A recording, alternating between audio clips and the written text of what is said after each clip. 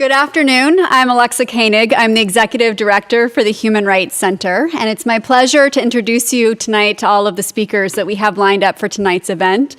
I want to start by welcoming you all to the second in a six-part series that we are co-hosting over the course of the year. This second event is called Battle Lines: Who is Framing the Gun Debate? We have a number of other events coming up. We hope you will make it out to at least one other, if not all of them. In November, we will have a conversation on urban gun violence. In February, UCLA Law's Adam Winkler will be discussing his book Gunfight on the Second Amendment. In March 2017, we will be screening Frontline's film Gunned Down: The Power of the NRA, which will be followed by a Q&A. And then last but not least, in April, we will have Alexander Heffner out. He's the host of PBS's longest-running series called The Open Mind, and he'll be moderating a talk bringing together people with very disparate views of gun violence and how we should be addressing this particular phenomenon that we're experiencing in the United States. Perhaps appropriately, the last time I was in this room was actually for an event that was being put together by Berkeley Law School on what to do if someone opens fire in the law school, how to take care of yourself, how to work together, and how to take care of your students. So to be coming back for this event and hopefully having a conversation that will help move things forward and make sure that we're doing all that we can to better understand this phenomenon and what can be done to prevent it is the ultimate goal of this series. I want to quickly thank all of our co-sponsors. We have an amazing team of organizations across the campus that have united and come together over this issue. The School of Public Health here at UC Berkeley, the Henderson Center in the School of Law, the School of Journalism, the Social Science Matrix, the Human Rights Program, are all trying to think through how we can use the resources on this campus, whether students, faculty, researchers, to begin to design some kind of way to move forward. I also want to thank our funders for this series, the Townsend Center for the Humanities and the Langloth Foundation, who have helped make tonight possible and the rest of the events in this conversation. Last but not least, I'd like to thank Andrea Lampros, who is walking around taking pictures somewhere in this space, for helping to pull together a lot of the communications piece and making sure people know what we're doing here at Berkeley. And then last but not least, a thank you to Alexi Berlind, who has really been pulling together this series and has been doing a lot of the day-to-day work to make this possible. So just a few quick remarks, and then we'll move on to the conversation. One thing that we've studied here at the Human Rights Center at UC Berkeley is the issue of terrorism and the United States' response to terrorism. CNN in 2015 released some interesting statistics from their research into the phenomenon of how many Americans have been killed by terrorist-related activities between the period of 2001 and 2013. And the number they came up was 3,380 Americans having died during that 12-year period. In that same period of time, according to CNN, 406,496 people have died, more than a factor of 100, from gun violence. And yet the resources that have been put towards combating terrorism, which is certainly, something that we should be doing, versus the resources that have been put, particularly through the federal government, but through other mechanisms as well, towards this issue of gun violence, is something that is radically disparate. And particularly when you look at how different those numbers ultimately are. So the question on the table tonight is, how do we get past that barrier? How do we make sure that we're putting in place smart research, smart policy, and how do we actually advance a national conversation around this in ways that are productive? Tonight, in particular, we'll be focusing on the framing that shapes our thinking and the ways that that thinking ultimately shapes our actions. In terms of the format tonight, we will have each of our guests speaking on their areas of expertise on this topic, and then the audience will be asked to submit questions. We have a series of cards and pens. They're going to be passed around, so please feel free to write your questions on those, and they'll be passed up to the moderator for tonight's events. So now it is my honor and my pleasure to introduce tonight's speakers. First, we have Makani Temba, who is an author and the chief strategist at Higher Ground Change Strategies based in Detroit, Michigan. Previously, Makani served as the founder and the executive director of the Praxis Project, a nonprofit organization helping communities use media and policy advocacy to advance health justice. Second, we have with us tonight George Lakoff. He's a cognitive linguist, a prolific and seminal author, and a professor emeritus of UC Berkeley's Linguistics Department. He is a frequent commentator and an analyst of politics, media, and language. He is also the director of Cal's soon-to-open Center for the Neural Mind and Society and the co-author of the upcoming book, The Neural Mind. Last but not least, moderating tonight's conversation will be Lawrence Wallach. He's an author and professor at Oregon Health and Science University / Portland State School of Public Health. He is also the former dean of Portland State's College of Urban and Public Affairs and also a professor emeritus of UC Berkeley. Please join me in welcoming tonight's guests. Thank you.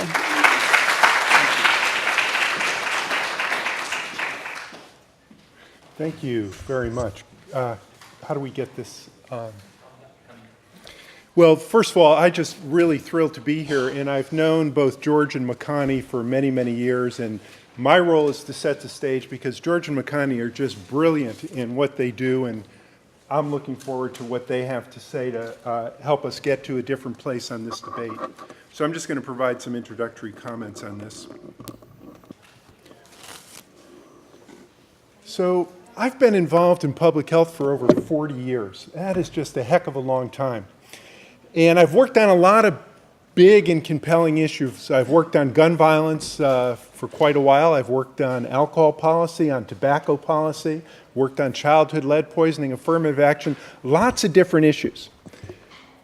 Every one of those issues, except for gun violence, I had a sense of how can we get from here to there? And we were able to make pretty good progress on all of these things. But when it comes to gun violence, we have a fundamental problem of how do we get from here to there? What is the connections that will allow us to somehow bridge these different perspectives? Now, we heard one piece of data already tonight on the number of gun deaths in the United States. Just thinking about the last decade, we've had over 300,000 deaths, gun deaths in the United States. 300,000. Now, think about what that means. It's hard to get a handle on those numbers. That's about the size of Stockton, California. It's about the size of Lexington, Kentucky. It's about the size of Pittsburgh. Not Pittsburgh, California, Pittsburgh, Pennsylvania. Imagine if those cities just disappeared. Or imagine if those cities had a plague of some kind over the past decade and they lost their entire population. We would find a way to get from here to there. We would find a way to move from a situation which is the equivalent of a weapon of mass destruction, except it's just not happening in one place and one time. And hopefully today we're going to get some insight into this. So there are ways that we've made progress in these other issues. The three key components are research, figuring out what it's all about, communication, how do we talk about it, how do we engage people, and three, advocacy. Once we figure out the solution, how do we move toward that? Now, I bring a public health perspective, in a very socially organized public health perspective to this thing, and I see guns as a public health problem. Now, aside from the carnage of guns, which you don't need me up here to tell you that guns are a significant problem of mortality and morbidity in the United States, injury and so forth. But what it means to be a public health problem is three specific things. Number one, it is not random gun deaths in this country. It is predictable. It is predictable from research and monitoring. We can figure this out if we have the tools to do that. And we've been prevented from doing a lot of the research that would allow us to do this. And now I know you have a new gun center here in California under the direction of Garen Wintemute, and there's going to be progress on that front here in California. The second thing that we know, it's not only predictable, but it's preventable.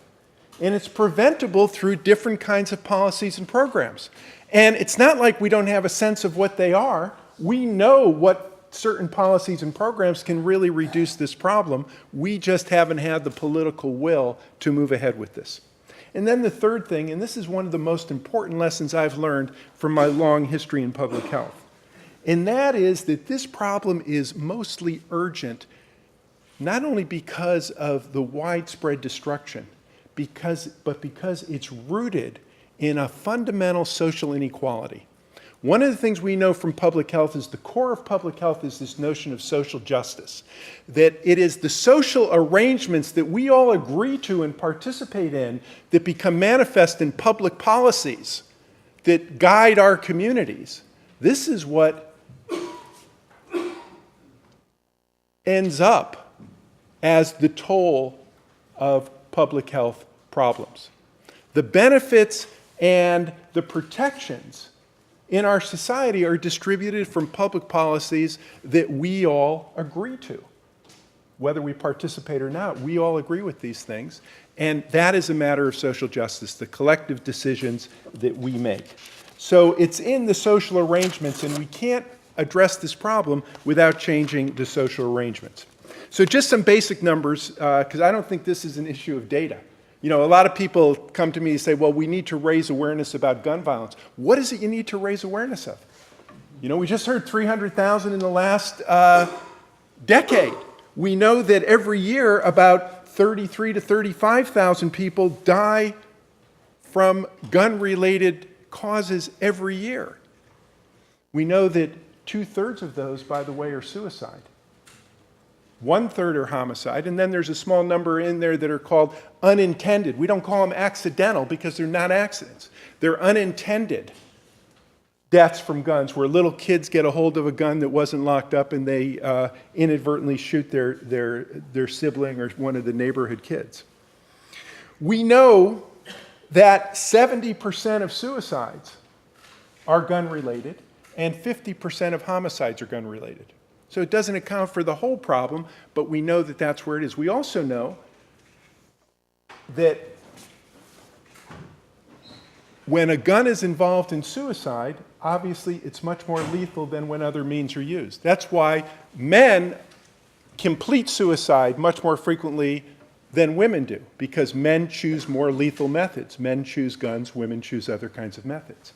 So this issue of lethality is extremely important, because you can talk about reducing violence in the society, but the first step in reducing violence is to reduce the lethality of that violence.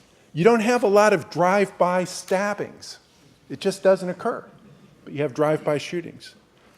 And I could carry that out, but you get the idea on that.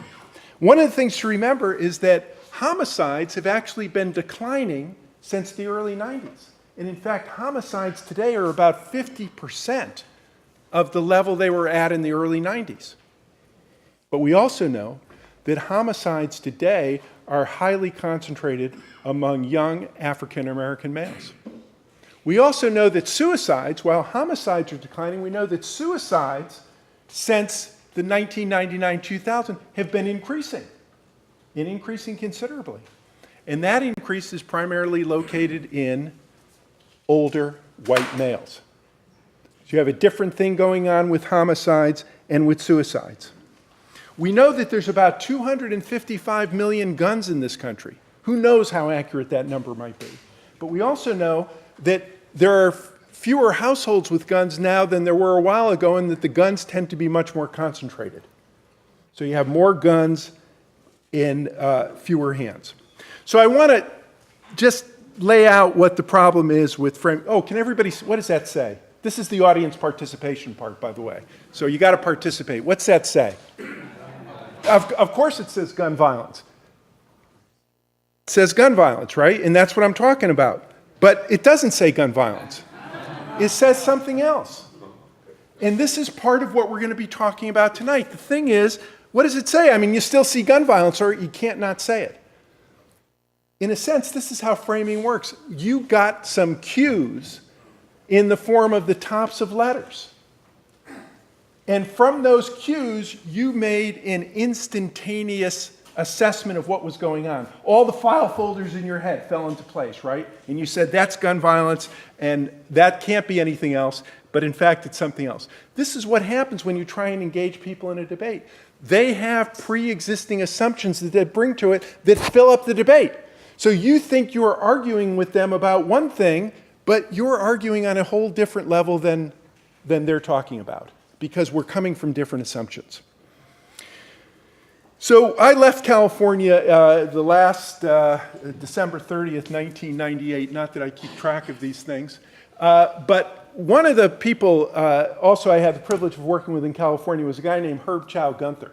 Herb was the director of the Public Media Center in San Francisco. Some of you may remember Herb. That was the original social advertising agency. They'd have a couple of corporate accounts, but it was only to get the money to do ads for farm workers, and this is how long they've been around, ban the bomb organizations and things like that. Herb was just one of the most creative advocates that I knew. So Herb was half Chinese and half German. His mother was Chinese, and Herb gave me this beautiful calligraphy, framed calligraphy that his mother had drawn when I went up to Oregon. And I said, well, Herb, it's beautiful. What's it about? And Herb said, this is the story about this. The story is that this is the symbol for the carp dragon. And the carp is a fish that swims upstream. And it goes upstream till it gets to a waterfall. And it gets to this waterfall and it does everything it can to try and get over the waterfall. And just at the point of maximum fatigue, in almost fatal exertion, it transforms into a dragon and goes over the waterfall. I don't know what it's going to take to transform this debate, what it's going to take to make meaningful 300,000 deaths over a decade, or 27 or 29 deaths in a school in Connecticut, that somehow can help us come to some sanity around what a society that is organized around minimizing gun deaths would look like.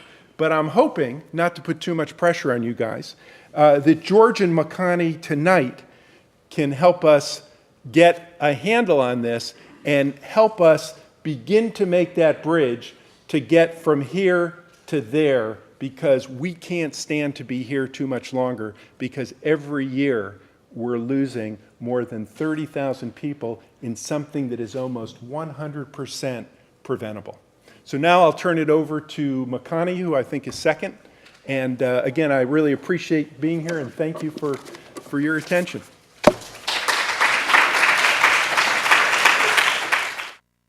So, the question was, why aren't we doing anything about gun violence? Just take a look at that graph.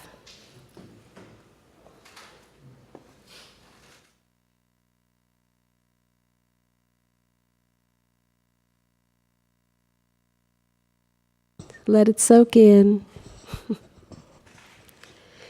And even some in the white column are actually Latinos that are counted as white. And when you think about the color, particularly not only in terms of the actual data, but also in our own minds, of who's affected and who's safe and who's sound, in many ways is almost completely framed by race and racism. And then when you layer gender on top of it, and you think about when you hear about women being killed, there is deeply embedded in how we think about the death of women and women of color as deserving, who deserves to die and who doesn't deserve to die.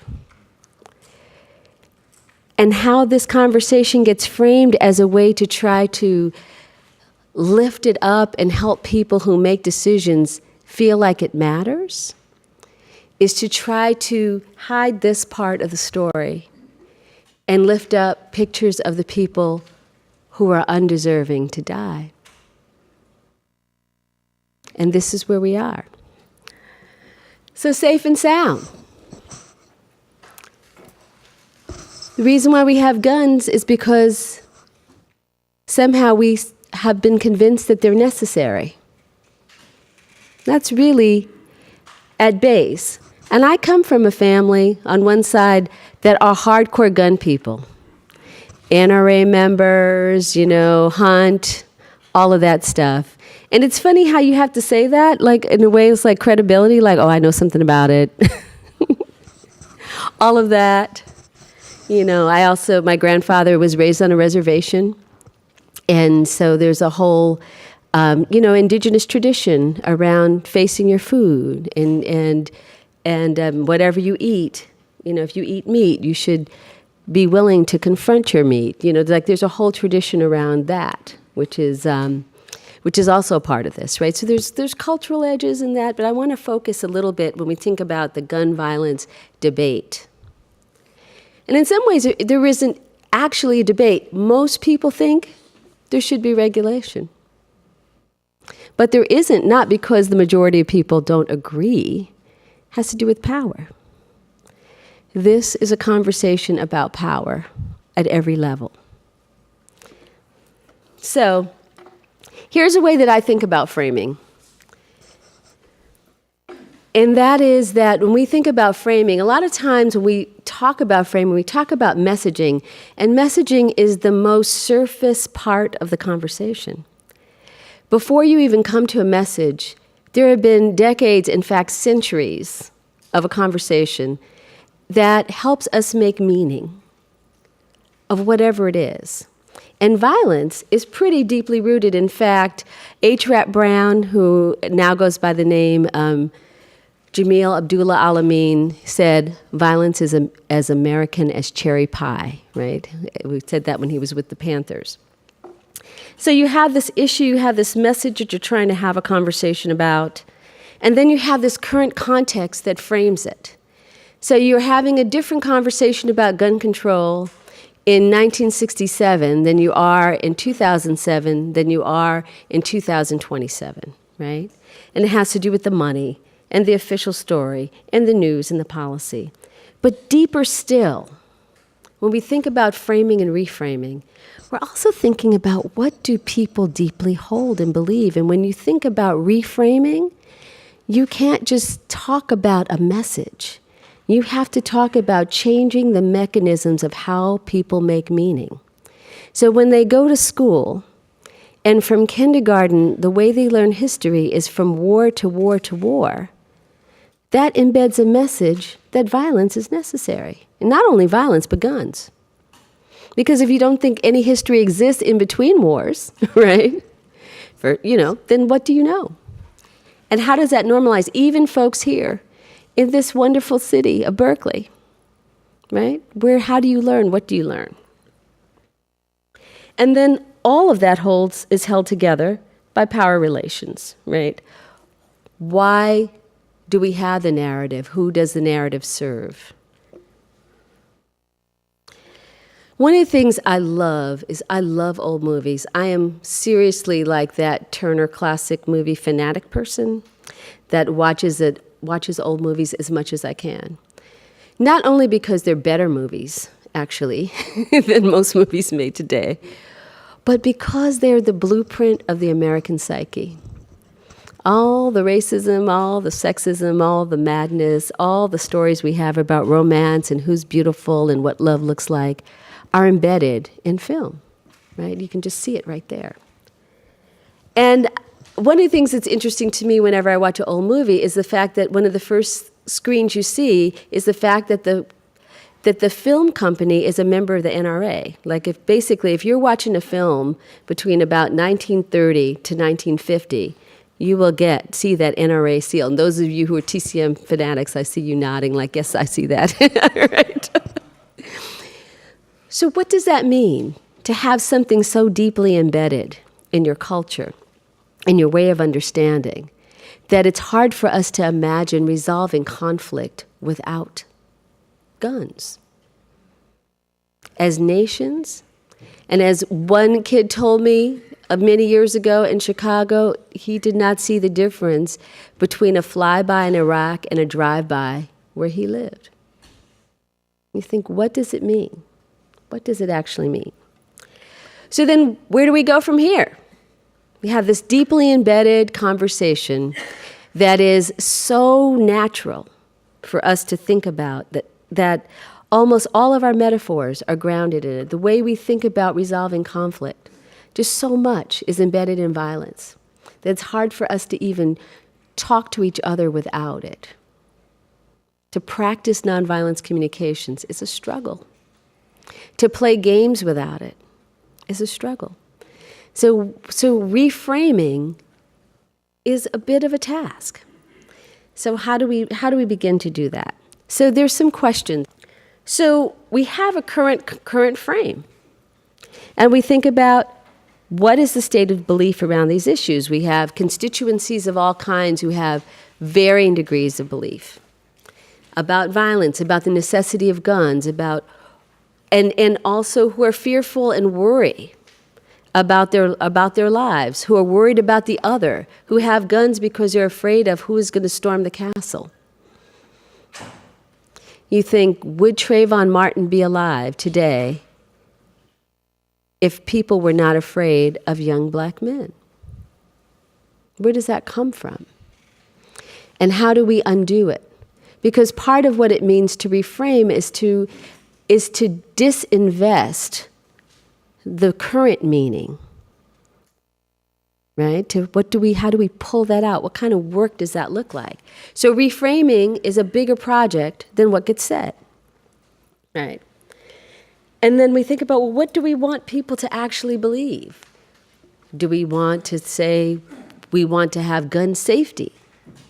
Really? Is that what we really want? Maybe it is.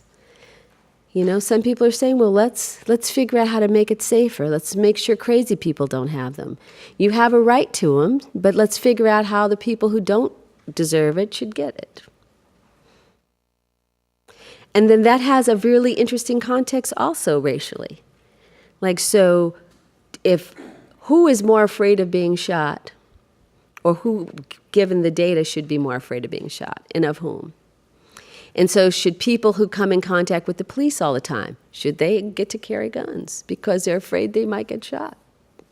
I mean, if you take the logic all the way out, if guns are supposed to defend you from risk, then where does it go? But those things are circumscribed by race and by gender, right? So how does that work? So what is it that we really want to do? So I hope we can get into that, right? And then who are the experts? Is it a health issue? Is it a rights issue? That shifts the frame. Who gets to talk? And what are the voice of victims, which has been a really interesting, complex, and sometimes problematic role. And then once we figure that out, what is it that we have to build to help people understand the frame that we're trying to get them to hold, right? Last thoughts, and I'm about to sit down and hand it over to George. So where we start is having a clear sense of our strategic direction. Where are we trying to go with this debate? What's important to communicate? But not the intermediate, but where is the destination? Because can you imagine how crazy it is to continue to drive and not know where you're eventually ending up? This is what this conversation looks like. People who don't know where they want to end up because they're just reacting. And when you just react, you never get to where you're going. And that doesn't mean you have to disclose it, but you do have to have some metric, right? And then we have to do a better job of understanding power in the terrain. We're having this conversation about gun violence as if our voices, just as they are, has the same kind of impact as the NRA. And the truth of the matter is, if it's like any other game, chess or something, if you have a threat, that threat has to be removed. Now, I'm not going to use a gun metaphor, but you have to think about it. If that's the biggest threat to the conversation, then what does it mean to delegitimize their credibility? And I think very much about tobacco control in that respect, that it became a really important target to remove the tobacco industry from a legitimate place in the conversation. And it should be the same way. It Should be something to think about. Like, how do we understand power? What is that terrain? And then you can talk about narrative and message, but not before you do those two things. Then what are the stories? And where are the places where people make meaning? And how do you understand? How do you help people understand this? And when you think about reframing, again, it's not just a message, it's not just a soundbite on the news, but you're thinking about what kinds of stories are children reading? What kind of movies are we watching? How are we understanding how it works out? How many people saw Kubo and the Two Strings? Did anybody see that in here? A few people? Yeah, just a few people, right? It was good, though, right?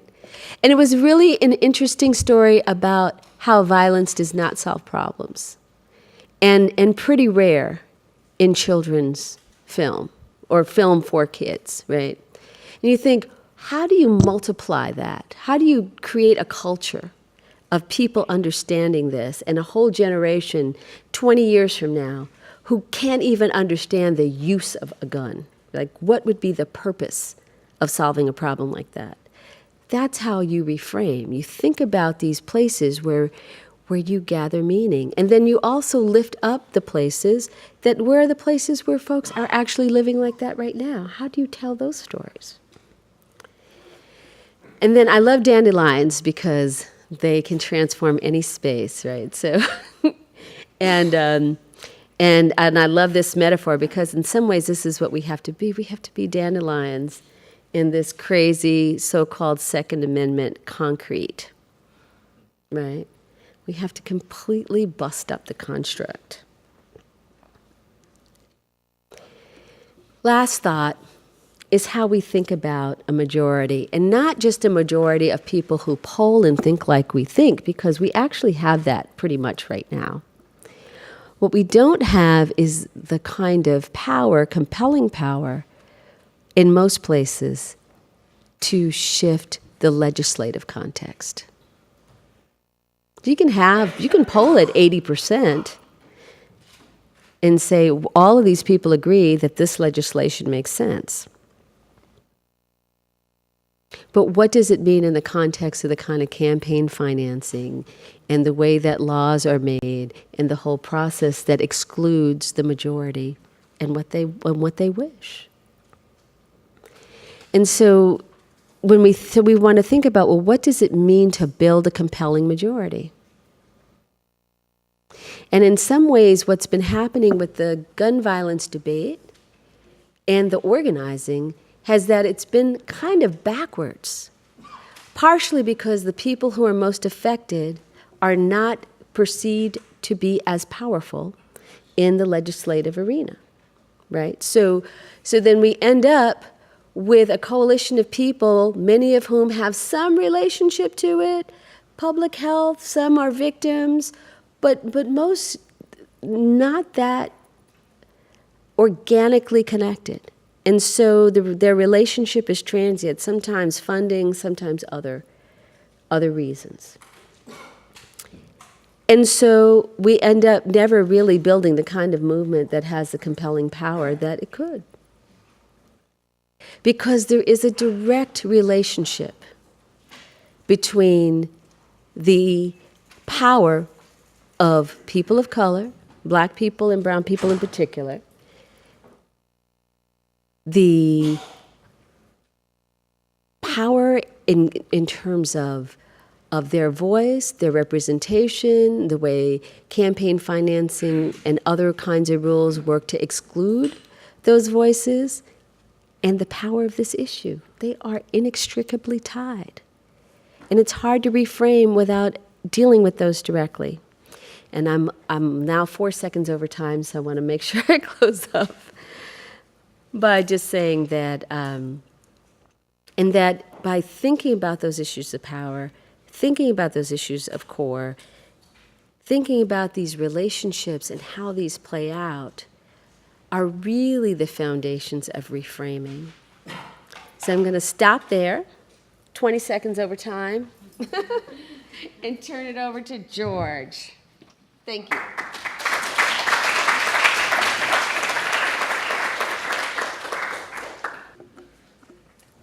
I'm Jason Kander, and Senator Blunt has been attacking me on guns. Well, in the Army, I learned how to use and respect my rifle. In Afghanistan, I'd volunteer to be an extra gun in a convoy of unarmored SUVs. And in the state legislature, I supported Second Amendment rights. I also believe in background checks so that terrorists can't get their hands on one of these. I approve this message because I'd like to see Senator Blunt do this. 30 seconds on background checks by Jason Kander, who volunteered in 2001 after 9/11 to join the military and went off to Afghanistan for a couple of years in the infantry and working as an intelligence person doing very dangerous work. Came back, went to Georgetown Law School, and in 2006 I got a call from him. He had just read a book called Don't Think of an Elephant and decided to go into politics. He's now Secretary of State of Missouri, and he's tied with Roy Blunt in the Senate race. One of the best commercials you'll ever see. I want to start with the study of the neural mind, which is what I do. Basically, what we've learned is ideas are physical. They don't float in the air. There are no memes floating around. They're carried out by neural circuitry, every idea. Thought is up to 98% unconscious. Could be 80%, 90%, but somewhere in there. Many neuroscientists say it's about 98%. But something in there, most of your thought is unconscious. And it's also automatic, effortless, and mostly unnoticed. You usually don't see or notice at all what you're thinking. And ideas are embodied. They use circuitry taken from motor control, vision, etc., touch, and emotions, and so on. And we know exactly how they're embodied in lots and lots of cases. What unconscious reasoning depends on and uses fixed circuitry for are the following. You think in terms of things called embodied primitive concepts. They're things like motion. You understand, you start somewhere, you go somewhere, you end somewhere. Very simple. Containment. This is a container. That's a container. This is a container. The room is a container. Your stomach's a container. You understand containment in general. How is this possible? How does it fit all of these things that are containers? Right? That's one of the things we know something about in terms of embodiment. And there are about 100 or so of basic primitives of this sort. Conceptual frames, you've seen lots of them, you'll see more of them here, but a lecture frame, for example, has people listening, people talking, and a room usually where you're seated. And then there are things usually not in the frame. Herds of elephants, hopefully not in the frame. Surgery taking place out here, not in the frame, etc. So we know sort of what's in the frame, what's not, what kind of structure it is, and frames are structured by those primitives. And conceptual metaphors, very simple cases, more is up, less is down. When you say turn up the radio, you don't mean throw it to the ceiling. If you say something like, there's nothing standing in our way, you know that purposes are destinations you're trying to reach. And you have to get around them and so on. There are difficulties. How many of those metaphors are there? Thousands. And we'll go through some of them now. Mostly unconscious. Mostly things you are not aware of. They're part of the cognitive unconscious. Worldviews. Every worldview is a complex fixed neural circuit, a circuit for the ideas that make up that worldview. And the big deal is you can only understand what your neural circuitry allows you to understand. And that's a big deal. Think about it, for example. You can't understand something if you don't have the neural circuitry to understand it. Right? Very, very important. And worldviews conflict. Not everybody has the same ones, as you've seen in this election, and in politics, religion, economics, and so on. So what happens when facts do not fit a given worldview? Well, the facts either go unnoticed, or they're found puzzling, or they're ignored, or rejected, or ridiculed, or if they're threatening, they're attacked. And in politics, all of those occur. So, very important. You have to have the structures in your brain to understand it. And when you have something like denial of global warming, you don't have people coming out and saying, I'm going to deny science. I'm against science. I'm going to deny it. Nobody comes out and says that. The folks who are denying science don't know how to make sense of it given their worldviews. That's an important thing to understand. And there are opposite worldviews, as you've seen in this election. When that happens, you have inconsistent neural circuits. How can they be inconsistent in there if supposedly what happens is if they're in the same brain, and in some cases there are people who have more than one view at once, they're mutually inhibited. And in that case, the activation of one inhibits the other. That happens when you have moderates who have mostly one and partly the other. But they have to have both worldviews. Only one has covers more ground than the other. Political worldviews are general. Policies are specific instances of those worldviews. And because the policies only make sense because of those moral worldviews. Now, what about what makes them moral? Well, all politics is moral. All politics is moral. And may not be obvious, but it is obvious when you think about it. A politician gets up and proposes a policy. Here's what you should do. The assumption is that it's right, not wrong. He doesn't say, this is evil, but do it. Doesn't say, it doesn't matter, but do it, right? The assumption is it's right. And if you have people proposing opposite policies, they have opposite moral views. And that's a crucial thing to understand. It's all moral. Now, what's interesting about that is that there's a reason why voters vote their values, not necessarily their material interests. There's a book called What's the Matter with Kansas, written by Thomas Frank, where he says, hey, what's going on? All these people are voting against their material interests. There are poor conservatives out there voting conservative when it's against their interests. And he didn't get the answer right in the book, but there's a very important answer. Everybody likes to think of himself as a good person. You all like to think of yourselves as good people, not as bad people, evil people, devils, etc. And that means that your moral system is a major part of your identity, of who you most deeply are. If you vote against your moral identity, you're rejecting yourself. That's a big deal. And since all politics is moral, if you have a moral basis for your politics, you're going to vote your values, and that matters. So what's a moderate? A moderate is somebody who is mostly one. Moderate conservative is mostly conservative, has some progressive views. Moderate progressive is mostly progressive, has some conservative views. And there's no such thing as the ideology of the moderate. You don't have people who just have all moderate views that are shared. That's not what moderate is. There's no middle. Very important. There's no political middle. So moderates are what I call biconceptuals. They have both worldviews, but one is major, the other is minor. And they're mutually inhibitory. But the big deal is that when you activate one, you weaken the other. And there are specific policies with activating connections to different major worldviews than to minor worldviews. If you can get the minor worldviews of the other side stronger, you get the major ones weaker.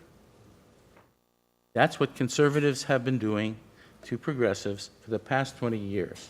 The Leadership Institute in Virginia has proudly announced recently that it has trained 160,000 conservative leaders from around the country to think and talk conservative, get on a listserv, get lists of things to say every day, and they have a booking agency booking them on radio, TV, and various venues constantly. For the last 20 years, all the time. That's a large megaphone. Why does that matter? Because language activates ideas. That's why it matters. Political change works through biconceptualism, through moving the minor worldviews in a more major direction by attracting more policies from those minor worldviews. Now, language matters. Why? Language is not neutral.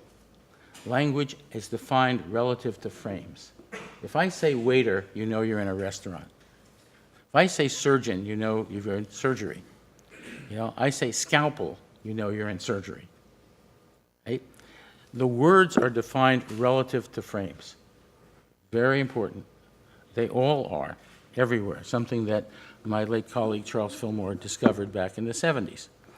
Now, when you get a political word that's said or heard repeatedly, what happens when you repeat? Every time you repeat a word that activates a frame and a worldview, that worldview gets stronger. Because when you activate a circuit, the synapses get stronger. I won't go through the biochemistry, but the synapses get stronger. Okay? And that's very, very important. That's how that works. Repetition matters, as you've seen with Donald Trump. We're going to win, win, win. You'll get so much winning, you'll get tired of winning, right? And if you combine that with frames, you get repetition and framing. Crooked Hillary, crooked Hillary, crooked Hillary, crooked Hillary, etc. Got it? So, I mean, this is, common techniques. That's how that works. And it's important that this changes brains. Language matters, but this is the mechanism by which it matters. Social change is brain change. Now, what kind of brain change? In 1994, I picked up a book called The Contract with America, out of Social Duty. I wanted to understand conservative thought. And as I read it, I said, these are funny people. What's going on here? These are people who say, if you elect us, we're going to make sure there are no abortions. And not only that, we'll make sure there's a flat tax. What's a flat tax have to do with abortions? And we'll make sure there are no environmental regulations. So what does that have to do with the flat tax and abortions? And we'll make sure that everybody can own guns. What does that have to do with all the others? And that's the question. They had 10 of these. And I said, wait a minute, what is going on here? Then I said, well, I'm against all of these. What is going on in my brain? And I couldn't answer it. But I knew it was in my field. My field is cognitive science. I had to study this. So I went and I did some research and spent about 6 months, doing everything I could to understand it. And as I asked myself why the conservatives talk about family values so much and what those values were, I realized one of my students had written a paper as a homework assignment showing that we have a metaphor of the nation as family. We have founding fathers. We send our sons and daughters to war. We have homeland security. We don't want missiles in our backyard, and so on and so on. Lots and lots of nation as family. So I said, if we have two different understandings of the nation, maybe we have two different understandings of the family. And being a metaphor theorist, I work backwards through this. Metaphors are in our thought. They're not fuzzy. They are quite precise and conceptually. And out popped two very different understandings of the family. And what goes on here is very important. There's a nurturant parent family that maps onto a progressive worldview, and a strict father family that maps onto a conservative worldview. And they're not just about politics, and that's important. They're about everything, every governing institution, whether it's a classroom, whether it's a team, whether it's a business, whether it's, doctor-patient relations and international relations and so on. Any time you have any kind of governing institution, these worldviews map on. So what are they? Well, the nurturant parent family goes like this. If you have two parents, they have equal authority, share responsibility, and they have to support and protect their family, which includes the following. 1, central, empathy. They have to have empathy with their children. They have to have open two-way communication with their children. 2, setting limits. They have to protect the children. Say, oh, no, you don't run into the street. Here's why. And you explain why. You don't put your hand on the stove. Here's why. And so on. 3, you want fulfillment in your own life and your children's lives, and that includes maximizing safety and health, which we'll get into momentarily, and education, and fulfilling experiences of all kind, music or whatever. And raising children to be responsible both for themselves and others, personal and social responsibility. Right? Very different thing than a strict father family, which we'll get to. And that maps directly onto progressive politics. It says, in empathy, citizens care about other citizens. Responsibility, they have both personal and social. Citizens act through their government both for their own well-being and the well-being of others. That fulfillment, they act through their government to provide public resources for all equally. And these also apply to things like business. You can't have a business without public resources, with our roads and bridges and sewers and airports and public education and so on, but also all the scientific stuff that has come through, where does computer science come from? NSF. Where does the internet come from? The ARPANET, Defense Department, and so on. Where does satellite communication come from? NASA, NOAA. What about cell phones? What about, GPS systems? That's the Defense Department. Do you know about how they work? They have satellites. They go around 24. At any one time, there are 4 to 6 on every point on Earth. They're at a 51-degree angle, so they catch them all, catch every place. And if you want to send a message across the country, talk to somebody on your cell phone, for example, it has to go up to the satellite, from satellite to satellite, and down. How fast? Nanoseconds, billionths of a second. If it's a millionth of a second off, you're off by hundreds of miles. Our Defense Department maintains that system, and the economy of the world depends on it. Imagine not having cell phones or GPS systems. Okay? The private depends on public resources everywhere. Now, what's interesting about that is, if you tell that to any liberal or progressive, they'll say, well, of course. And if you then ask, how often have you said it? Usually you'll hear never. And that's what we're going to talk about as we go along here. Protection.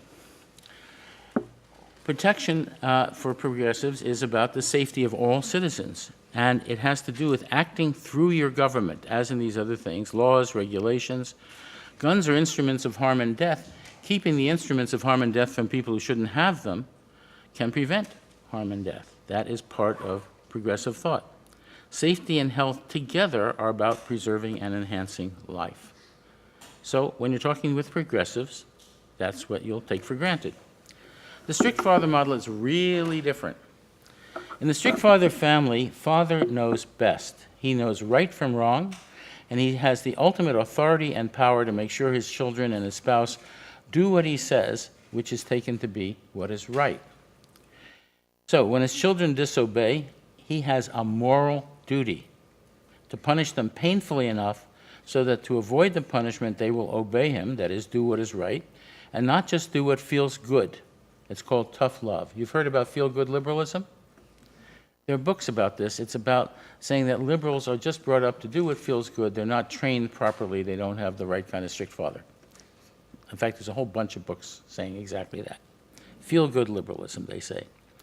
Now, the idea is that through physical discipline, these children are supposed to become disciplined, internally strong, able to prosper in the external world, and responsibility is just personal responsibility.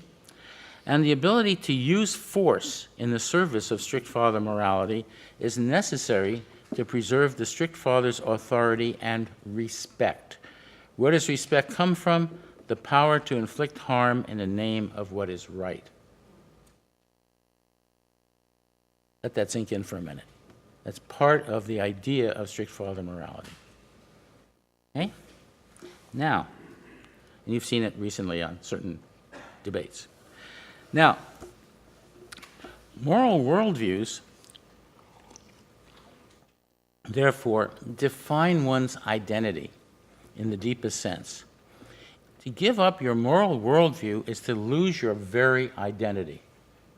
Whether you're progressive or conservative, to give up your moral worldview is to lose your very identity. And that is why the debate on guns is extreme on both sides. There isn't a whole lot in the middle, or in just, people taking the other guy's position. Now, the strict father view defines a moral hierarchy. It has a logic, and the logic is interesting and really important for this. Authority and power are justified by morality, the strict father version of morality, and in a world ordered by nature or by God, those who have traditionally dominated, they say, should dominate. That's how you find out what's right. This is a matter of nature or God willing. And the hierarchy, the moral hierarchy, is when you know. God above man, man above nature. Nature's there for you to do what you want with it. The discipline, that is the strong above the undisciplined, the weak. The rich above the poor. The rich deserve it. They're strong and disciplined. The poor are lazy. They don't deserve it. Employers above employees. They give jobs. They don't notice that employees give profit. And they don't give jobs unless employees give profit, but not said. Okay? Adults above children. In 21 states, children can be hit with sticks. Western culture above other cultures, American above other countries, and then extended to men above women, whites above non-whites, Christians above non-Christians, straights above gays. How is this undermined? It's through what the strict father cannot be: weak, indecisive, spoiling children, being a spoiled child, or being a betrayer, and we'll get back to that. And then there's social justice. In progressive thought, there are two forms. One, no hierarchy, everybody should be treated equally, or the reverse moral hierarchy. The oppressed are seen as more moral than their oppressors. Morality should be reflected in law, and the law should help the oppressed achieve social justice. So conservatives see such efforts as political correctness, as oppression by government, attack on their rights, their freedom, their very identity, an attack on their America as they understand what is right about it. So those are the various forms. Systemic causation is a big deal. Every language in the world can talk about direct causation. I pick this up and take a drink, direct causation. Systemic causation is why when it gets warm over the Pacific Ocean, you have, in the winter, you get snowstorms in Washington, D.C., and then the Republicans make snowballs and say there's no global warming. And there are 4 types of systemic causation: chains of direct causes, interacting causes, feedback loops, and probabilistic causes. But they're also there in debates like the gun debate, and we can get into that in a bit. Why is direct causation in every language, but systemic causation is not in any language? The answer is language is learned by children. Pretty direct, pretty obvious when you think about it. Okay, now, and it turns out conservatives tend to reason with direct causation. Progressives have a much easier time reasoning with systemic causation. Now, what's important about this when you get to the details of the gun debate, and we'll get through this in a few minutes, is there are shared metaphors that are shared on both sides with different perspectives. Each side has the same ones, but they think about it in different ways. So, debate is war. Things like war, attack, defend, attacker, defender, arsenal, ally, battle, revolution, combat, etc. The opposition is always insane. There's a mania, maniacs, gun nuts, crazy people, madness, hysteria, insanity, and craziness said by both sides. There are gun zealots. It's a cult to have gun control. There are cultists, fanatics, and crusades against guns or for guns. The opposition is worship. They glorify guns, worship guns, etc., and at the altar of guns. Political activity is political force with a movement, pushing legislation, passing a bill, blocking and resisting these things, resisting pressures. Political activity is force. Laws and regulations are physical constraints with degrees of strength, strong and weak. So on the right, it's the government, constraining you. What about rights? Why do you use the word right for rights? Because rights are right. They go along with morality. Legality is morality, is what's behind it, as you probably see in law school. And identity-defining moral views are supposed to be reflected in law on both sides. More shared metaphors. Rights are physical objects of supreme value since they define one's very identity. Rights are therefore possessions that should be inalienable. And so you cite the Constitution, inalienable rights of life, liberty, and pursuit of happiness. Hence, the right wing focuses on the Second Amendment under Scalia's interpretation. Rights as physical possessions can be taken away, stolen, gained, damaged, attacked, protected, defended, trampled on. Passing legislation is forward motion. It can be pushed, blocked, and so on. Control is the exertion of force. And then there are metonymies, what are called one thing standing for another. Guns stand for people using guns, background checks, terrorist watch list, gun safety, which is talk about people having guns. And the right wing replies, guns don't kill people, people kill people. There are bad people, don't blame the guns. So you have all these things you've seen. Worldview differences in applying the shared metaphors. So if you have progressives, the nurture and parent view on rights, you have a right to life, a right to protection by law, and you fight for it, and you try to get rid of loopholes. What do the strict father guys say about rights? There are gun rights, liberty, right to self-defense, support, defend, fight for it, and so on. What about gun control? That applies the force of law to the control of the use of guns for public safety by progressives. For conservatives, gun control is unconstitutional and oppressive use of government force against gun owners. They talk about the D.C. draconian gun control law, gun grabbers. The progressives talk about the causes of harm as diseases, an epidemic of gun deaths, plague of guns. Harmful forces are forces of nature like floods, flooded with guns, drowning in guns. The strict father guys say the harm is to gun owners and society in general, gun control fever, burden, etc. Different things. And then there's combat, war over gun control, to combat gun violence by progressives, fight gun violence, eliminate gun violence. And the conservatives respond to talk about gun control law, the battle of gun rights, and so on. So you have those. What's the bottom line here? The bottom line is that the strict father and nurture and parent views are self-identity defining worldviews. They are based on opposing moralities. Within the progressive discourse, the nurture and parent discourse, the idea that gun violence is a threat to public safety is ubiquitous. Within strict father conservative discourse, gun violence does not exist as a concept. In the study of large corpora, 400 million words, we could not find gun violence as a concept in right-wing discourse. Not there. And what we did find was a sort of minority third view among anti-gun control proponents. And that is, there are some people who say that these extreme gun control policies don't really work, that we should be looking at the cultural violence, the lack of attention to mental health issues, and bigger issues like supplying guns to terrorists and so on.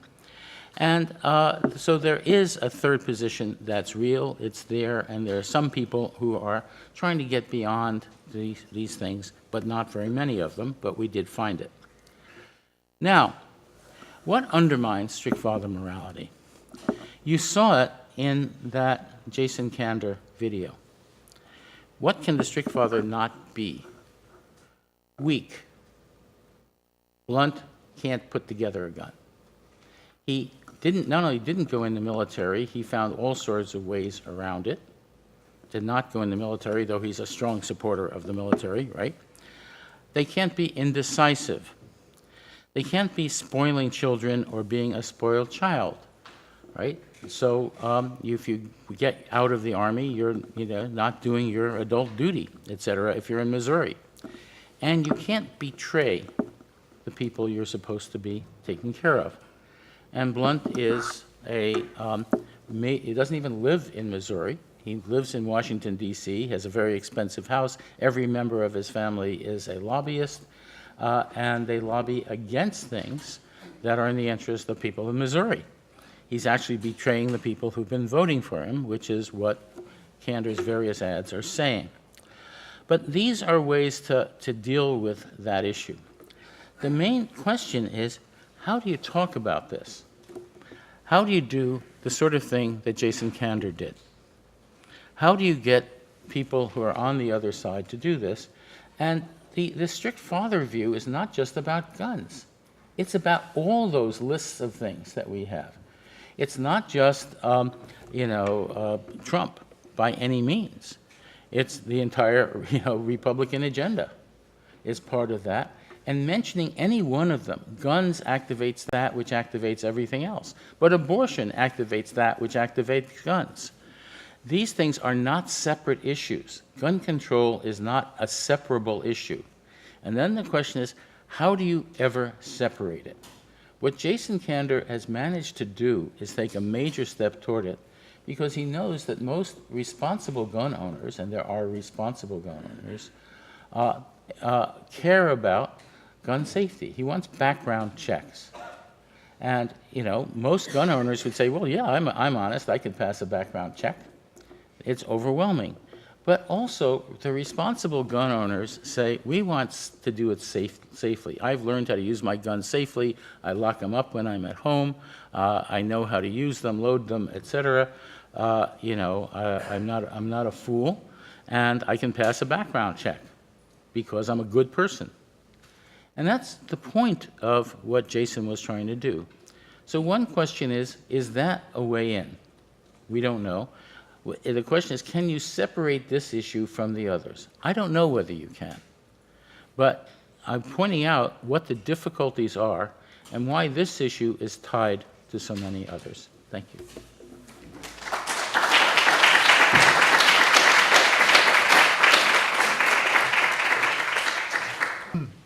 By the way, one thing to keep in mind is polling for many, many years has shown that there is majority support for just about every gun policy except for banning guns.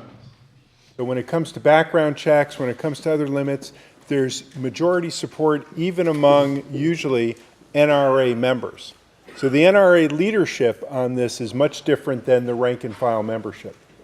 And I think one change that's happening today compared to maybe 10 years ago is that, for example, now you have gun owners organizations that are participating in the debate in a different way than they did in the past, which is a much more constructive and much more inclusive way about looking at some of these background check issues that they haven't done in the past. Okay, the question here is, if we use strict father constructs to argue for gun laws, are we furthering strict father power? If you do it that way, yeah, yes. And notice that was not what Jason was doing. Jason was showing patriotism and courage and strength and ability and familiarity with guns. He was arguing against the strict father view by saying, hey, this other guy doesn't know what he's talking about. I've been there where the Taliban used these weapons. He hasn't. And not only that, I'm for what most people want, what most responsible gun owners want, which is background checks. So he's saying, hey, look, I am with you. I'm patriotic. I'm a veteran. I know all about this. I've seen this use in Afghanistan by the Taliban, which is horrendous. And he says, background checks are important if you're going to stop terrorism and if you're going to stop other kinds of irresponsible use of guns if you're a responsible person. You want to add anything to that? So let me give you a concrete thing. I was in a group of people with Senator Wyden from Oregon. And Wyden convened us because there is a move to get a repeal of something called the Dickey Amendment. The Dickey Amendment is what has been perceived as limiting the ability of CDC and the federal government to do gun research, even though it doesn't really do that, but that's the way it's been interpreted.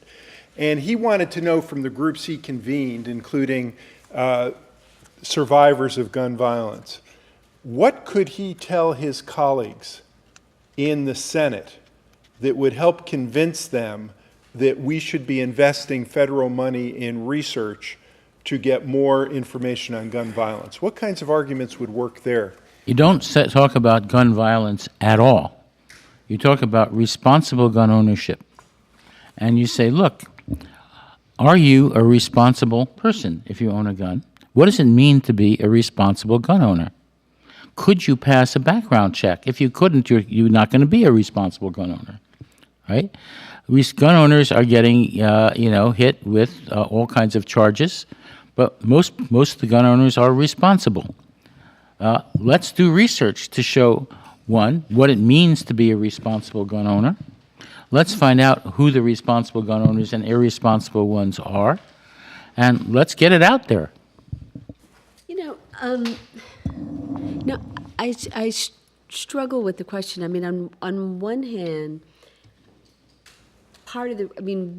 one reason why we should have more data on gun violence is because there's harm, right? There's harm. And that we have to work hard to organize and create a kind of public conversation where legislators take notice of harm. And so even though I think the idea of thinking about responsibility is important, it's a way in and certainly a bridge, I think where we want to be in this conversation is being able to say, here's a problem, people are affected, and if it was anything else, if it was cancer, there's all kinds of, I used to work for the legislature, I used to work for a California legislator, I worked for a congressperson and spent many years in D.C., that it's so interesting how these conversations get shaped.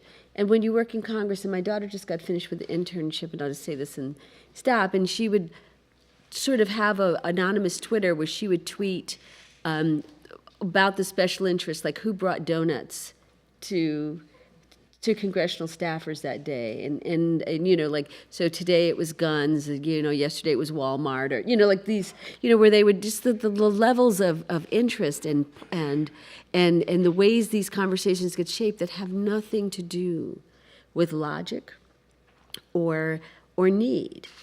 And I think we have to get to a place where that becomes the center of the conversation. Wyden specifically said, we believe we need the data to make better policy. We need more data about gun deaths, how they occur, who does them, and so forth and so on. And George, what I'm hearing from you is maybe just ignore that totally? No, I say part of it. That's exactly right. Because when I say do that in terms of the way in is responsibility, but because they all assume that. But once you have the studies, you're already in. Then there's studies that will have to raise those issues. So the question is systemic causation. You have to have systemic causation in the studies. When you're getting it convinced, the people who believe in direct causation, you have to, if you're going to appeal to them, you have to say, okay, is there a reasonable appeal that will allow these studies to happen and will allow the expansion of this to systemic causation? And then you have to start getting the idea of systemic causation out there, which is non-trivial. Makani, I have a question for you, but I just want to ask George this one more time. In the group I was in was a parent of a young child who had been killed in a mass shooting tragedy. He said to the senator, I will gladly come to Washington and talk to any of your colleagues based on my pain to convince them to fund research in that issue, on this issue. What's wrong with that argument? The argument is probably not going to work because, first of all, we know it hasn't worked. And that's been done already, right? It hasn't done because the counter argument is right there. The person who did this was crazy, was not a responsible gun owner, blah, blah, blah. And not only that, it's an isolated incident and has nothing to do with us responsible gun owners. So it's not a matter of, guns don't kill people kill people, and you got this irresponsible person there. We're terribly sorry for your pain, we're sorry for this, and that's what they all say, and that's what has actually happened. Right. Makani, here's a question for you. Specifically, what do you imagine a world without guns looks like? A world without gun violence looks like? What's it? What is it? Clearly less painful, right? I mean, that's from the beginning. I've been working on a book that is, I was actually talking to Lori about this a little bit, about the 60s and some of the framing lessons of the 60s. And it's sort of the last time in recent memory where you had folks stepping out of old worldviews into new worldviews, embracing, just really different concepts than what they were raised with. And that there was all of these cultural programming and events and things that came to meet them in this change and supported them in this change. New religions, just all kinds of institutions and ways in which meaning was changed, and curriculum in schools and books and stuff, and Dr. Spock, and just different ways of thinking about raising your kids. Just every kind of way you can think about how culture gets produced and how meaning gets made. It was a pretty amazing perfect storm that it feels like needs more attention than we're giving it, right? I agree with you entirely. Good. All right. That's awesome. But for a good reason. But look, for a reason. There's two parts of this. If you ask, what do you do immediately now in this political situation? That's one answer. But there's a bigger answer. And I'm also a big addict of the films, that film series on TV. When I was raised, I averaged 7 movies a week from the age of 4. The 4-year-olds used to go with the 6-year-olds and the 5-year-olds to the 3 movie theaters within 3 blocks of our house. And we saw 7 movies every week for, a dozen years at least. God knows how many of those movies I've seen. The ones that are shown again on TV, I love them. But you're right. They show when there's an argument, it's a shootout. It's the good guys beating the bad guys. The bad guys hadn't started winning yet. And that's, was important in all of those movies. It was all shooting. The good guys, the OK Corral, High Noon.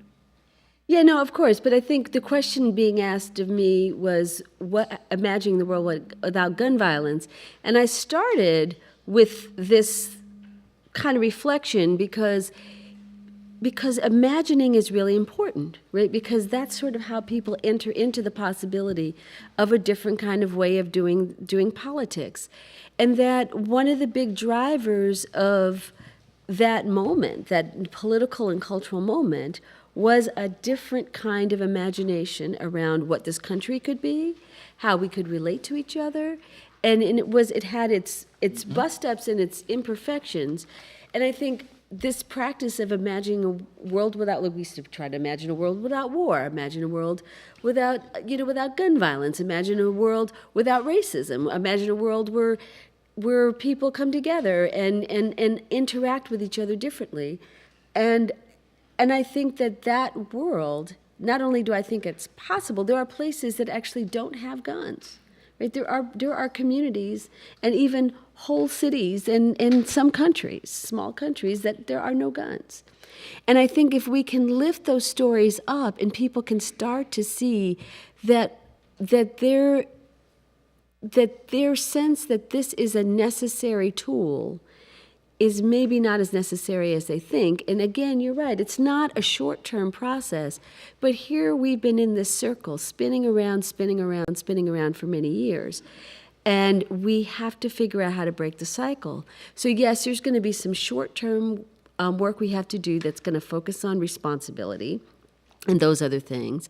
But we also have to make sure that it adds up to taking us to a certain destination that institutionalizes a different way of how we interact with each other, that institutionalizes nonviolence, if we do share the belief that nonviolence is actually something to move toward, and that actually believes that nonviolence is possible. And I feel like if we start today and think about, well, what do we want a baby born today to believe and think about these issues, and what will that take? That's only 20 years from now. Yeah, very important. And the example of Australia is important. You didn't get into that, but Australia brought back the guns. They just said, okay, we're making guns super illegal, very high penalties, but if you have a gun, we'll pay you for it. You know, we'll pay you a couple $100 or whatever it is. You hand in your gun, we pay you for it. And they collected most of the guns in Australia. And, you know, the gun deaths went way, way down. But they tried that in New York. I think 3 people turned in guns. And they were like, New York no. America is a different problem than New York is a different problem. But, you know, it's not like we can just do what they did in Australia. But, again, the question is there anything like that can happen? But also, what happens in popular culture? You know, popular culture is powerful. And it's not clear, you know, just what is going to be happening in popular culture. Think about heroes. You know, you go back to your folk tales, and they're all, you know, Ivan with the magic sword or whatever, with a weapon, fighting the villain with a good guy with a weapon which is stronger than the bad guy's weapon. You know, over and over, story after story after story. Where are the other stories? That's why I want you all to see Kubo in the 2 Strings. You should see that. It's I thought we were getting those stories now on Sesame Street and other kinds of PBS kinds of things. absolutely. But let me ask you this other question, but keep this in mind because these discussions always go toward homicide. But remember, Suicide. 2/3, something like 18,000 deaths a year are suicides, right? So it's not just homicides that we're talking about, it's self-violence. So here's a question. Irresponsible gun owners, irresponsible in quotes, seems to beg the question. That is, everyone thinks, based on what you've said, he or she is moral. So every gun owner thinks he or she is responsible and doesn't believe they need the government to regulate his or her gun ownership. That's right. If we concede that, don't we concede government's role? Government may have an educational role, but maybe not a regulatory role. Well, that's the problem. You've got to get to the regulatory role. And the idea is, on both sides, you have the metaphor that what's moral should be legal. And that you should, you know, so that if it's moral to be responsible, then it should be legalized. I mean, that is a possibility. That's why you look at these shared metaphors. So that's one possible way in. The other issue, I was thinking about the suicide issue. You know, and one can ask, one, is there an age factor? 2, is there a depression factor? You know, what kinds of factors are there? And should there be a relicensing requirement for owning guns? Should there be something that says, hey, you know, you hit a certain age, you got to relicense your gun, but you relicense it because you have to not be depressed and, you know, not be terribly ill and so on. And there's a question of, do you want to do that? Is that the kind of social engineering that we can reasonably have or should have or not? It's a very, very difficult question. But if 2/3 of the people killed with guns are suicides, and they're older white men, how old is older? 45 to 64.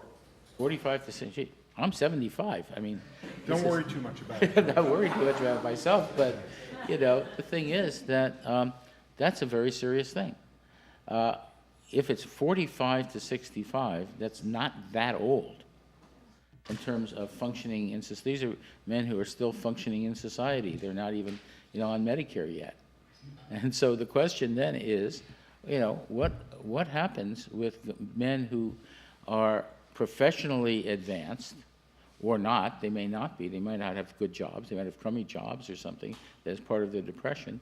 You know, is there something that has to do with, you know, a form of care that comes in and says, wait a minute, you know, you get relicensed just like you get a driver's license, and you have to get relicensed and retested. Maybe that happens with guns. But before that, you're going to have some sort of you know, background checks and so on. And this is another kind of background checks like a driver's license. You know, I was just going to say that, you know, guns are like they're complicated, right? They intersect so many issues, and mental health in this country is much maligned and pretty marginalized. And for all people who suffer, I mean, there's just not a lot of support for them, right? And so getting at that issue, I think, is more complicated than the regulation of guns, obviously. It's about diagnosis. It's about the fact that even if you have health insurance, you don't have good mental health insurance. I mean, there's like lots of layers to this problem. And then access to guns, you think of a white man who has some level of accomplishment. Who is going to deny him a gun? Like, I mean, basically, I mean, that's sort of like the postcard of who is supposed to, quote unquote, ought to have a gun. And so, so to me, that's another place where sort of race and gender come together, and to obscure that, you know, because of course white men aren't supposed to have problems, which is part of the reason why folks commit suicide too. It's like, where is their context for even having a problem, or what, you know, and all, it's like, it's so much more.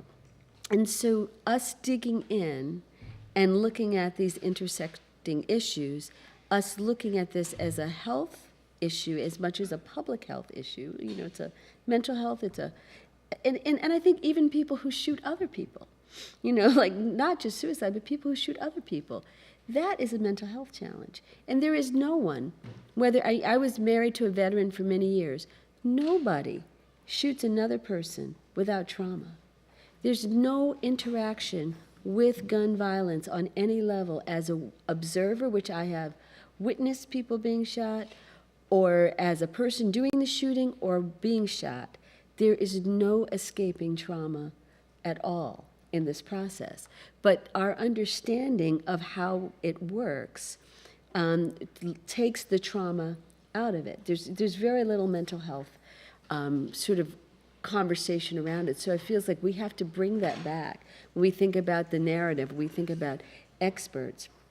And it goes back to some things that George also talked about in terms of this idea that you're weak if you admit that. And veterans who have quote-unquote trauma, they're weak. But there's work we have to do that's related to this larger story to lift up the fact that this trauma is real, that we as a society and as human beings do not have the capacity to engage in any of this without pain or harm. There is no one who has been spared. Okay, so we are now in a society where the leading cause of death for young people used to be motor vehicle crashes, right? And now we're to the point where the leading cause of death is gun deaths in most places. Plus, overall, motor vehicle crashes, fatalities, are now just crossing the line with gun fatalities. So you're more likely to die in general in the society of a gun shot than you are of a car crash. So why doesn't the argument, if we license cars, why don't we license guns? Why doesn't that work? Because guns, first of all, you can get a license for cars, and there are many more circumstances than guns, even though they can kill people. But most people don't kill people, you know, with their cars necessarily directly. They don't. Cars are not framed as weapons, though they can be, and they kill people. But they're not framed that way. They're not seen. They're seen as instruments of transportation, not instruments of harm. Guns are instruments of harm. Right? That's very clear.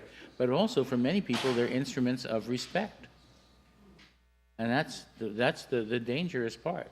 They're saying, hey, if I can, with a gun, you know, protect myself or harm you or threaten you, you have to respect me.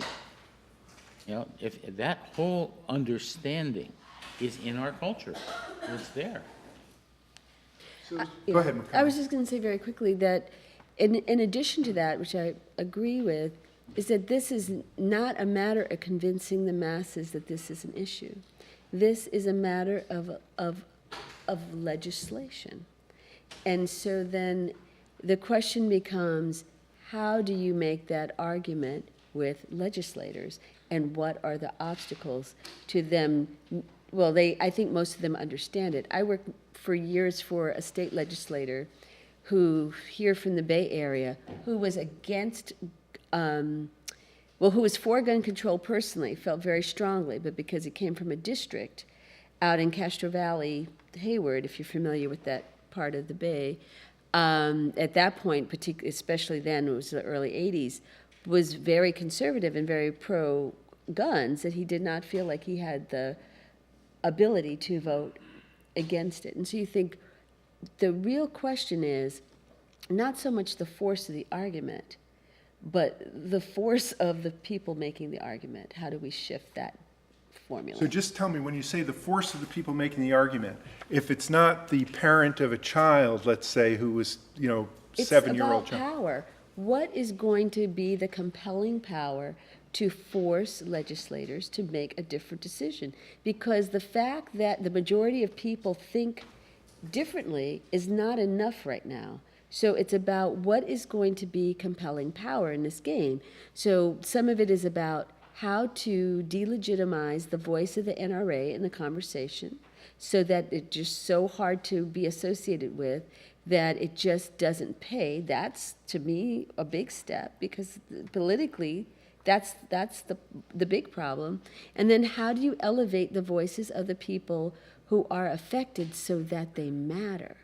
So that they matter, so that when that parent is having a conversation, that it's not just, oh, well, I feel really bad, but this guy lobbies from the NRA is going to kick my behind. Like, how do you shift that formula? What does it mean? And how do we get to be smarter about that? George? The issue of the megaphone matters. So when I mentioned the Leadership Institute and its 160,000 people out there every day being booked, et cetera, that matters. I've been trying to get the Democratic Party to understand this for 20 years and gotten nowhere with them. But the fact is that it's not hard to set up a citizens communication network. Now that we see the Trump Facebook network about to happen, one can set up a citizens communication network very easily. What is a booking agency? A booking agency is basically a computer program that's like a computer dating program. It matches people and so on and then sends messages out. It's not that hard or expensive to set up. That is, if you have people hearing, right now what you've got people hearing around the country are the pro-gun messages. And you've been at that for 20 years, over and over and over. If you have something else about safety messages, about caring messages, about responsibility messages, about, the suicide stuff. Most people don't know about the suicide issues and about the role of depression. This first occurred to me when I first moved to the area. I had a doctor who was a very good doctor who committed suicide in his office with a gun. Why? It turned out he had, we learned later, that he had become a drug addict in his office, and he couldn't face it as a well-known doctor to say, hey, I'm a drug addict, I need to be taken care of. He couldn't admit it, and he killed himself. There are lots of people out there who don't have any way to maintain self-respect as they age. And that's a very important question. Is there a way in general for people to be able to talk about the issues of self-respect as you age? Okay, final question, because this is kind of strange for me, because I feel like we're moving from the broader social to the individual in terms of caring and stuff like that. And the fact is that guns are what makes situations lethal that otherwise may not be lethal. That's the key point. That's what right. it's all about. So I just want to ask you a question. We've got 33,000 gun deaths now in 2015. Let's say it's 2040. And now we've somehow reduced that to 5,000 gun deaths. And I want you to look back and think, what was it? What could it have been that allowed that transformation to take place? What happened, and how did people take advantage of it? So what I'm hearing from Makani is that people became much more articulate and forceful about telling a story that was rooted in a sense of struggle and values, and that the power mechanisms that kept the old narrative in place sort of got challenged and was reduced. But what I wanted to hear from you, George, is what is it? What is not the megaphone? We all agree on that. Not changing the power, I think we agree on that. But what is the message that can take advantage of those things as a way of creating that change that we've seen down the line where we've reduced this problem by 85%? You're asking for direct causation for a systemic problem. And the answer is all of the above. You know, McConney is right. It's part of this, part of the systemic answer is cultural change. Right. No question about it. Part of it is having a citizens communication network, not just about guns, but about all progressive issues that have to do with empathizing and caring about other people and having open communication. Those are very important ideas that need to be out there. That's a second piece. It's not the piece.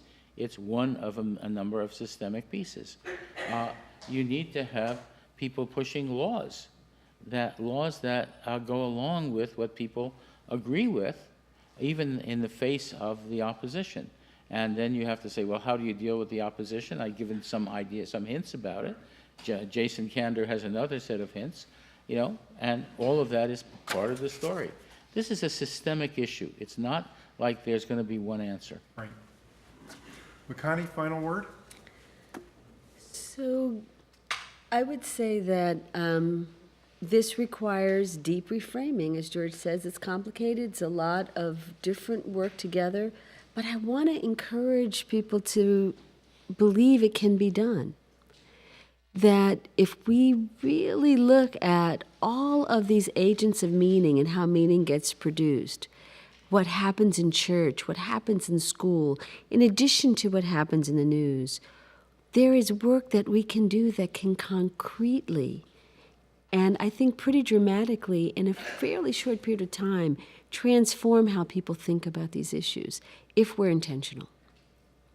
Yeah, I think that's extremely important. The issue of churches is a big deal.